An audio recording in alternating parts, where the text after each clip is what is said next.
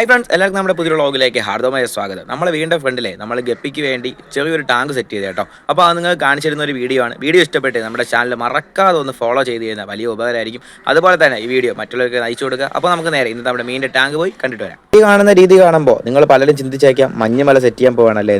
പക്ഷേ മഞ്ഞമല സെറ്റ് ചെയ്യാനുള്ള സീസണായി കഴിഞ്ഞല്ലോ. ഇത് നമ്മൾ ഗപ്പിക്ക് വേണ്ടി സെറ്റ് ചെയ്ത ടാങ്കിൽ അതിനെ കാക്കയോ കൊക്കോ ഒന്നും വരാതിരിക്കാൻ വേണ്ടി നമ്മൾ മൂടി വെച്ചിരിക്കുന്നതാണ് കേട്ടോ.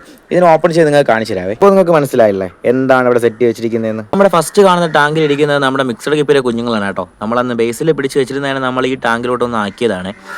അതുപോലെ തന്നെ ഇതിൻ്റെ തൊട്ട് ഇപ്പുറത്തായിട്ട് കിടക്കുന്നത് നമ്മുടെ പേണ്ടാമൊളിയിലെ കുഞ്ഞുങ്ങളാണ്. അവന്മാർ ഇനി ഓടിച്ചാടി വളരട്ടെ എന്ന് ബേസിൽ കിടന്നാൽ മതിയോ? തൊട്ടപ്പുറത്തൊരു ടാങ്ക് ഉണ്ട്, പക്ഷേ ഇത് നമ്മൾ മീനിട്ടില്ല കേട്ടോ. ഇത് ചെയ്ത് വന്നപ്പോൾ നമുക്കൊരു പണി തന്നു, എവിടെ ഒരു ഹോള് വീണായിരുന്നു കേട്ടോ. അങ്ങനെ ഇതാണ് നമ്മുടെ മീനിന് വേണ്ടി സെറ്റ് ചെയ്തൊരു ടാങ്ക് കേട്ടോ. അതുപോലെ തന്നെ ഇതിൻ്റെ തൊട്ട് സൈഡിലായിട്ട് ലൈറ്റ് അറേഞ്ച്മെൻറ്റ് നമ്മൾ സെറ്റ് ചെയ്യുന്നുണ്ട് കേട്ടോ. ഇതെല്ലാം കൂടെ വെച്ച് അടുത്തൊരു വീഡിയോ വരുന്നതായിരിക്കും. അതുവരേക്കും എല്ലാവർക്കും ബൈ.